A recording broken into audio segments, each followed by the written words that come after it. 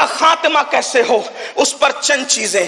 Number 1، غربت کے خاتمے کی کوشش کرنا ہے، بالخصوص نئی جنریشن کو، نئی نسل کو۔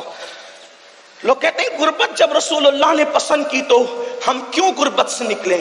ہم نے کہا بیماری بھی تو پسند کی، لیکن ساتھ میں یہ بھی کہا بیمار پڑو تو بیمار مت پڑے رہو، بلکہ بیمار پڑو تو بیماری کا علاج کرو۔ بیماری آ جائے شکر کرو، شکوہ نہ کرو، علاج کرو۔ ایسی غربت آ جائے شکوہ نہ کرو، اس کا علاج کرو۔ غربت کا علاج کیا ہے؟ نمبر 1، مسلمان تجارت کی طرف توجہ دیں، ہم تجارت کریں۔ مزدوری کو اسلام نے پسند نہیں کیا۔ اسلام ہمیں مزدور بنانے نہیں، بلکہ اسلام ہمیں تاجر بنانے کے لیے آیا، اسلام ہمیں مالدار بنانے کے لیے آیا۔ پہلے نمبر پر مسلمان تجارت کو فروغ دے، تجارت کرے۔ اگر چنے ہی بیچنے پڑے یہ بھی تجارت ہے، چنے ہی بیچنے پڑے۔ بلکہ یہاں تک اللہ اکبر، اگر کسی کو مارکیٹ میں ذلت کی جگہ کھڑے رہنا پڑے تو اللہ کے رسول علیہ السلام فرماتے ہیں کہ جو رزق حلال کے لیے ذلت کی جگہ کھڑا رہے گا اللہ تبارک و تعالی اس کو آخرت کی عزتوں سے نوازے گا۔ اس لیے پاکٹ مار نہ بنو، چیٹر نہ بنو، چور نہ بنو، سود خور نہ بنو، کسی کے مال کو ہڑپ کرنے والے نہ بنو۔ حلال تجارت کرو، حلال۔ اور سن لو، تاجر لوگ کہتے ہیں مولانا آپ لوگ تو دیندار ہیں، ہم لوگ تو دنیا دار ہیں۔ میرے بھائی تو کوئی دنیا دار نہیں ہے۔ اگر تو اپنے بال بچوں کو محتاجی سے بچانے کے لیے حلال تجارت کر رہا ہے تو کوئی دنیا دار نہیں ہے۔ مصلی پہ نفل کر پڑھنے والے کو اتنا اجر نہیں ملتا جتنا رزق حلال کمانے والے کو اللہ اجر عطا فرماتا ہے۔ امام غزالی لکھتے ہیں کہ جب کوئی بندہ تھک کر اپنے گھر پہ واپس آتا ہے حلال روزی کما کر تو اس کے پسینے کی وجہ سے اللہ اس کے تھکن کی بنیاد پر اس کے گناہوں کی مغفرت فرما دیتا ہے۔ واقعہ بیان کرنا مقصود نہیں، آپ نے سنا ہوگا ایک لکڑہارے کے ہاتھ لکڑیاں کاٹتے ہوئے سخت ہو گئے، اللہ کے رسول نے ان ہاتھوں کو چوم لیا۔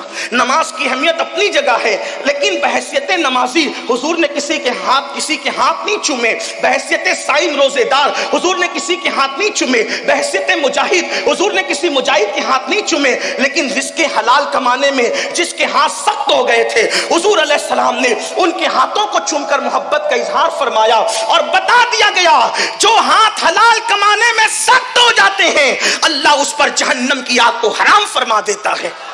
اس لیے تجارت کو فروغ دو۔ لیکن آج کے لڑکے تو واٹس ایپ پہ لگے ہوئے ہیں، فیس بک پہ لگے ہوئے ہیں، موبائل پہ لگے ہوئے ہیں، لڑکیوں میں لگے ہوئے ہیں، برائیوں میں لگے ہوئے ہیں۔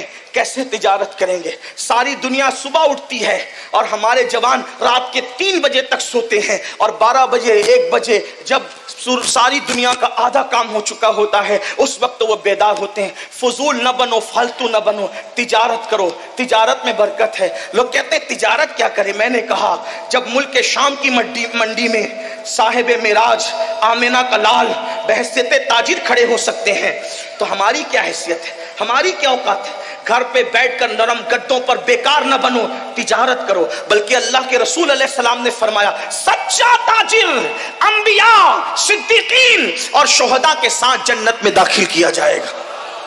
سچے تاجر کو نبیوں کے ساتھ جنت میں داخلے کی بشارت، اس لیے سچے تاجر بنو۔ اور ایک بات آپ سے کہتا ہوں، مال کماؤ لیکن حرام اور حلال میں تمیز کرو۔ یہ نہیں کہ جنگلی رمی سے بھی مال آ رہا ہے تو لے لو، جوے سے بھی آ رہا ہے تو لے لو، نہیں، جوا حرام ہے اور جوا تباہ ہوگا، جوا برباد ہوگا، سود ہلاک ہوگا، سود برباد ہوگا۔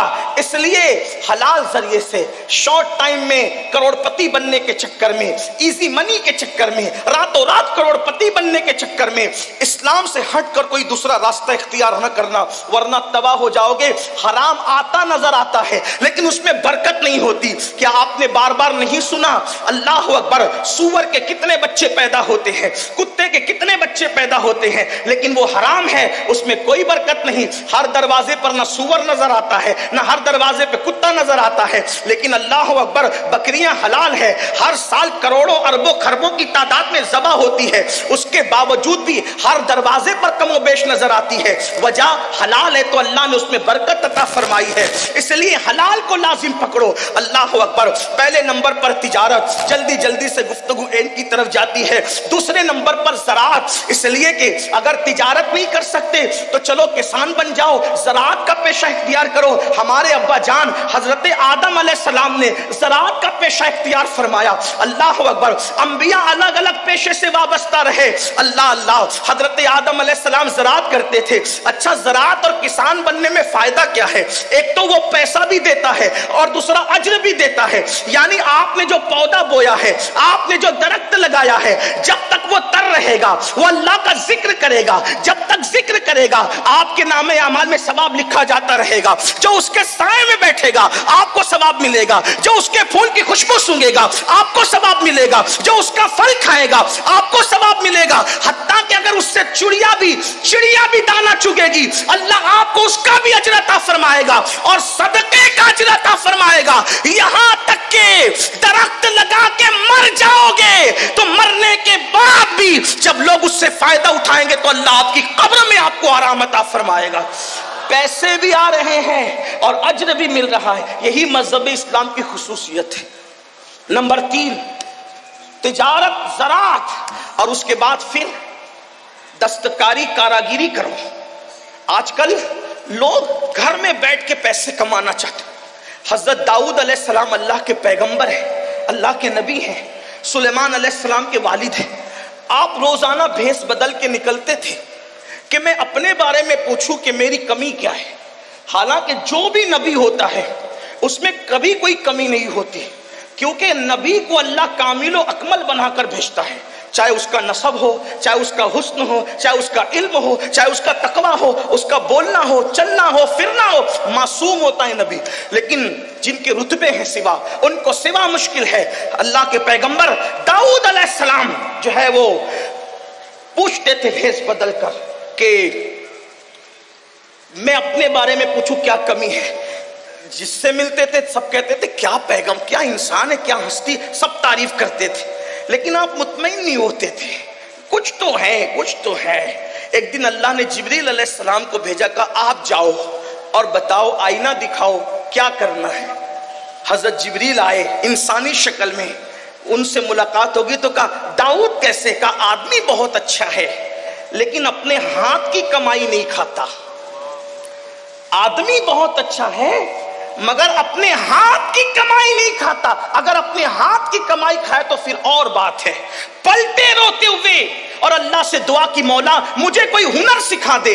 تو اللہ نے آپ کے ہاتھ میں لوہے کو ایسے نرم کر دیا جیسے عورتوں کے ہاتھ میں آٹا نرم ہوتا ہے، اور اللہ نے ان کو زرہ بنانے کا ہنر سکھایا. بادشاہ ہو کر بھی زرہ بناتے تھے اور بیچ کر کے اپنا جو ہے وہ رزق حاصل کرتے تھے. نبی زرہ بنا سکتا ہے، نبی زراعت کر سکتا ہے، نبی تجارت کر سکتے ہیں.